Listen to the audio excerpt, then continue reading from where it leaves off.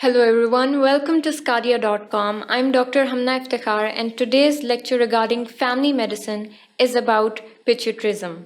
So we'll be talking about hypopituitarism.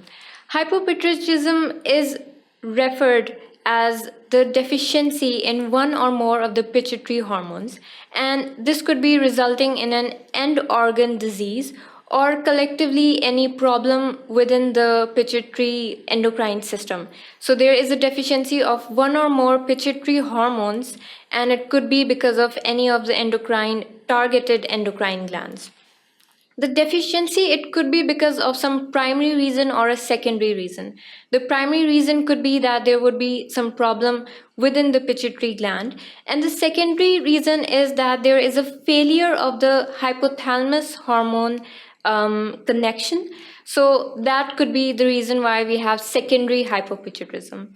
There are no good estimate of the incidence of hypopituitarism because of the fact that the disease is very subclinical. So coming to the location and the anatomy of the pituitary gland. So the pituitary gland is present in the anterior fossa, and it is present within the sella turcica, and it is in close proximity with the optic chiasm. As you can see that the pituitary gland is present in this area of the anterior fossa, and above it is the hypothalamus, and it is connected with the hypothalamus with the help of the stalk. The pituitary gland is divided into two phases. One is the anterior lobe and the posterior lobe. The anterior lobe is also known as the adenohypophysis, and the posterior lobe is known as the neurohypophysis. And like I've mentioned before, that the pituitary gland and the hypothalamus is both connected with each other with the help of the pituitary stalk.